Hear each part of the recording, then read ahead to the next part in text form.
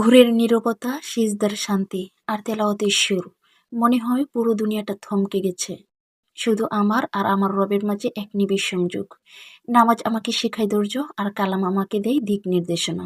শুরুটা যতই কঠিন হোক, আল্লাহ তাআলার কাছে সেজদা দিলেই মনে হয়, হ্যাঁ আমি পারবো, কারণ আমার ভরসা তিনিই। এই শান্তি, এই বারাকাত নিয়ে শুরু হয় আমার প্রতিটা সকাল। আলহামদুলিল্লাহ। কোরআনের প্রতিটা আয়াত মনে হয় যেন আল্লাহর সরাসরি নির্দেশ, যা আমাকে শক্তি দেয়, সাহস দেয় আর মনে করিয়ে দেয়, জীবন যতই ব্যস্ত হোক, হৃদয়ের শান্তি শুধু আল্লাহর স্মরণেই। দিনের সব সমস্যা, চাপ, কাজ এই কালামের সুরে যেন এক মুহূর্তেই হালকা হয়ে যায়। আমার কাছে দিনের আসল শুরু এই নামাজ আর কালামের বারাকাতি। আলহামদুলিল্লাহ, এই মনমানসিকতাটা নিয়েই বেঁচে আছি।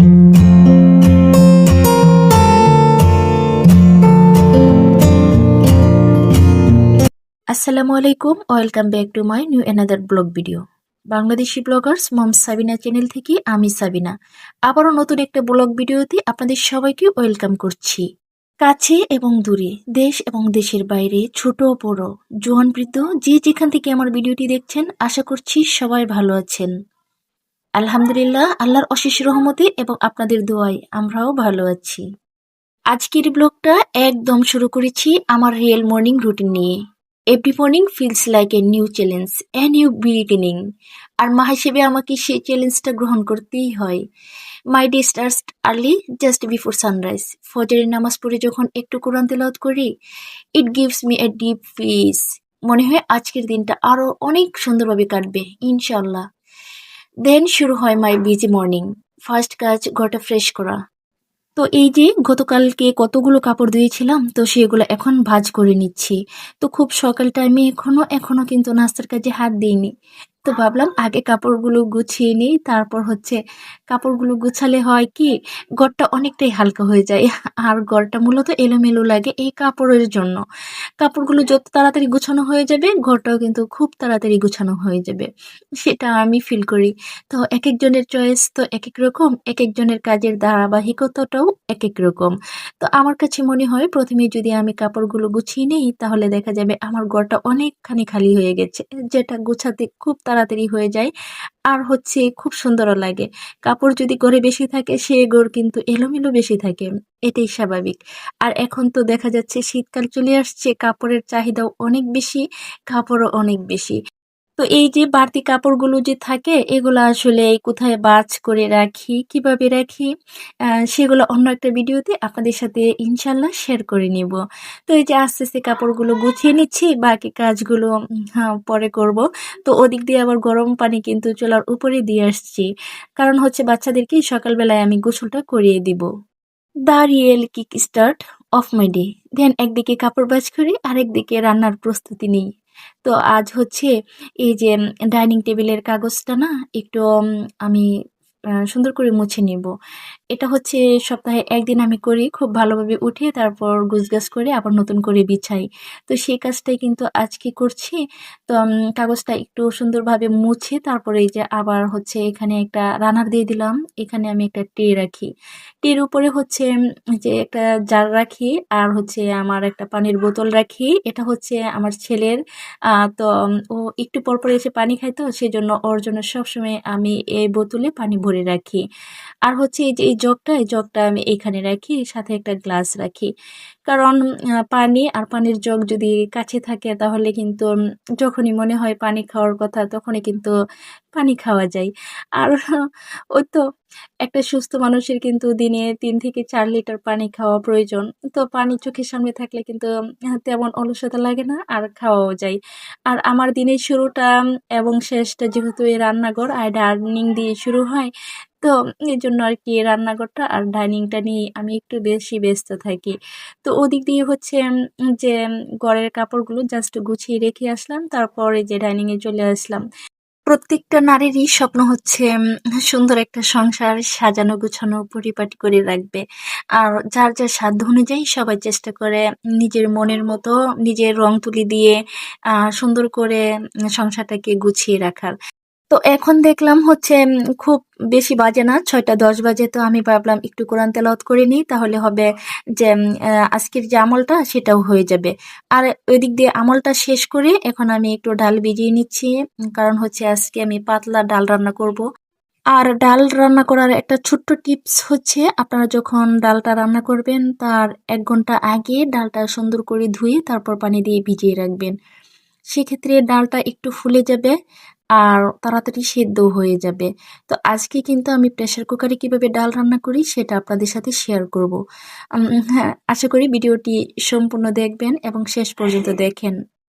আশা করি আপনাদের একটু হলেও উপকারে আসবে আজকের আমার ভিডিওটি, এবং আমার কথাগুলো আপনাদের একটু হলেও কাজে লাগতে পারে। দেন আর কি, এই তো একদিকে কাপড় ভাঁজ করি, আরেকদিকে ঘর গুছাই, আরেকদিকে হচ্ছে রান্নার প্রস্তুতি নিই। আর আমি যখন আমার বাসায় ডাল রান্না করি, 2 ধরনের ডাল সবসময় বেশি রান্না করি। সেটা হচ্ছে, এক হচ্ছে পাতলা ডাল আর হচ্ছে ভুনা ডাল। তো পাতলা ডালের জন্য আমি ছোট ডালটা নিয়ে আসি, আর হচ্ছে ভুনা ডালের জন্য আমি বড় যে ডালটা আছে সেটা নিয়ে আসি। তাহলে হয় কি, সংসারে একটু সাশ্রয় হয়, কারণ বড় ডালটা বেশি সিদ্ধ হইতে হয় না, সেটা ভুনা ভুনা থাকে। তো সেই জন্য আর কি ওটা আনলে ভালো হয়, দামেও একটু কম, সাশ্রয়ীও হয়। আর এই যে সাইজে যে ছোট ডালটা আছে সেটা হচ্ছে হ্যাঁ, পাতলা করে রান্না করলে তাড়াতাড়ি সিদ্ধ হইতে হয়, তো সেজন্য আমি ছোট ডালটা নিয়ে আসি। তো গাইস, আপনারা তো দেখলেনই আজকে আমি প্রেসার কুকারে ডাল বসালাম, because it saves me save gas. আর ডালের নিউট্রিশনও ঠিক থাকে। While the dal is cooking, I start cooking rice and prepare aloo bharta. Simple কিন্তু ফ্যামিলি ফেভারিট খাবার, আলহামদুলিল্লাহ। তো পূর্বেই তো বলেছিলাম ফার্স্ট কাজ হচ্ছে ঘরটা ফ্রেশ করা। I quickly change the bedsheet, কারণ একটি পরিপাটি room always gives me positive energy. আলহামদুলিল্লাহ। আর প্রথমেই আমি চাদরটা তুলে নিলাম, আর হচ্ছে এখন তোশকটা আমি একটু ভালোভাবে ঝেড়ে নিচ্ছি। যদিও আমার তোশকে তেমন ধুলাবালি পড়ে না, কারণ হচ্ছে আমি প্রায় প্রত্যেকটা দিনই তোশকটা ঝেড়ে নেওয়ার চেষ্টা করি। তো এখন এই যে বেডশিটটা বিছিয়ে নিচ্ছি। তো খুব তাড়াতাড়ি কাজ হয়ে যায়, তাই না? কিন্তু আপনারা যতটা তাড়াতাড়ি দেখেন যে সংসারের কাজগুলো কত তাড়াতাড়ি করে ফেলি। আসলে এই রিয়েল লাইফটা হচ্ছে এই কাজগুলো করতে না আমাদের সারাটা দিন লেগে যায়। তো এই যে কত তাড়াতাড়ি বেডশিটটা তুলে ফেললাম, আবার কত তাড়াতাড়ি বিছিয়েও ফেললাম। খুব সহজ। এটা আসলেই অনেকেই মনে করেন।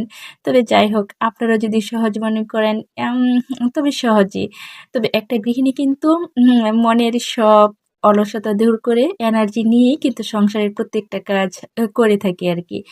তবে তারপর আর কি, হ্যাঁ, তারপর হচ্ছে এই যে ঘরটা গুছিয়ে তারপর আমি রান্নাঘরে চলে যাব। কারণ মর্নিং টিটা তো এখনো খাওয়া হয়নি। হ্যাঁ, তো the real kick start off my day. Then একদিকে ওই যে ঘর গোছায়, আরেকদিকে হচ্ছে রান্না করি, আরেকদিকে হচ্ছে কাপড় ধুই, আরেকদিকে হচ্ছে বাচ্চাকে গুছিয়ে দেওয়া, আরেকদিকে হচ্ছে নিজেকে একটু ফ্রেশ রাখা, আরেকদিকে হচ্ছে নিজেকে একটু সময় দেওয়া। তো এইভাবেই আমাদের গৃহিণীদের দিনটা কেটে যায়। তো আর কি, আমি কিভাবে আমার সেই ভোর থেকে কাজ করা শুরু করি এবং ভোর ৮টা বাজে আমার সম্পূর্ণ কাজগুলো মানে মর্নিং রুটিনটা শেষ করি, সেটাই আজকে আপনাদের সাথে শেয়ার করছি। তবে আশা করি ভিডিওটি সবাই কন্টিনিউ করবেন, ভালো লাগবে আপনাদের।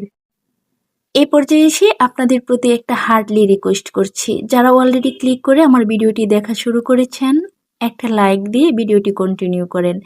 আপনার একটা লাইকের জন্য হয়তোবা আমার ভিডিওটি অনেকজনের কাছে পৌঁছে যাবে এবং আমাকে নতুন নতুন ভিডিও বানাতে উৎসাহ দিবে।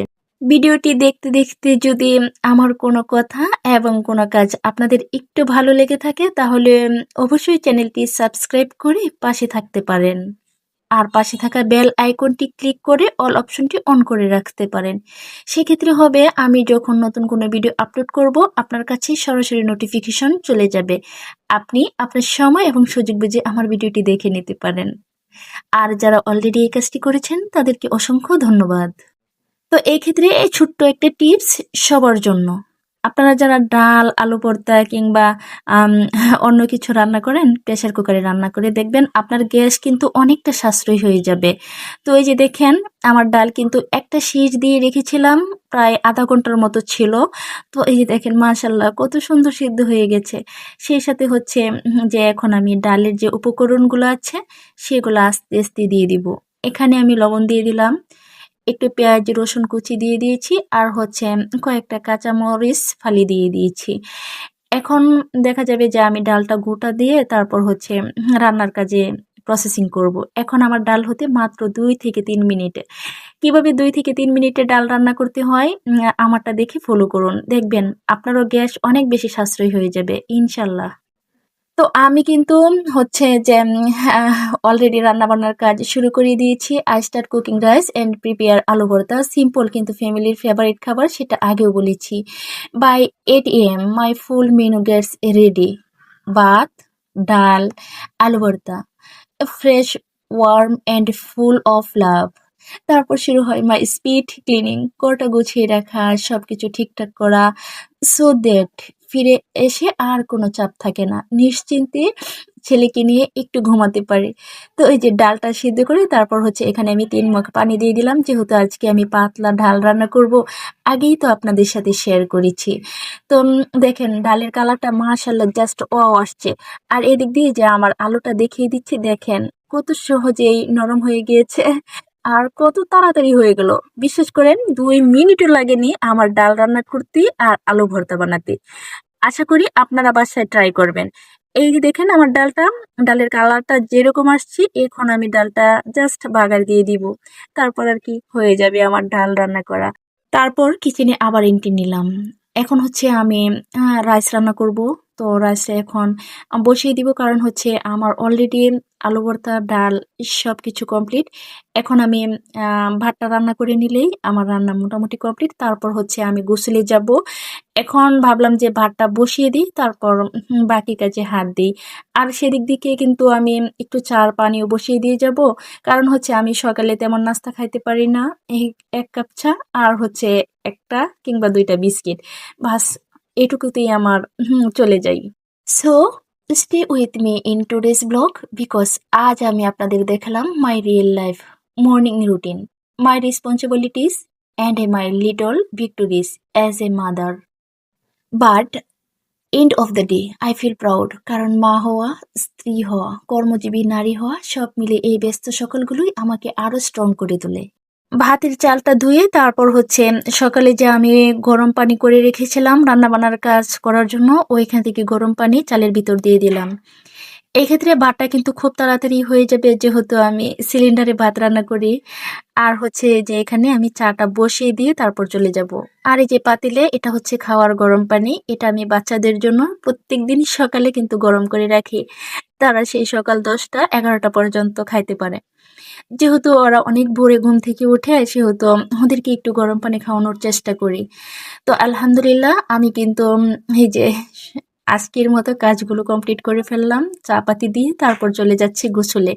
তো এতক্ষণ তো অনেকেই আমার ভিডিওতে ছিলেন। যারা এতক্ষণ আমার সাথে থাকলেন সবাইকে আমার মনের গভীর থেকে অনেক, অনেক ভালোবাসা আর দোয়া রেখে আজকের মতো আমি এখানেই বিদায় নিচ্ছি। ইনশাল্লাহ দেখা হয়ে যাবে আগামী দিনের ব্লগ ভিডিওতে। সে পর্যন্ত সবাই ভালো থাকবেন, সুস্থ থাকবেন। আমার পরিবারের জন্য অনেক, অনেক বেশি দোয়া রাখবেন। সবাইকে আল্লাহ হাফেজ। আসসালামু আলাইকুম ওয়া রাহমাতুল্লাহ।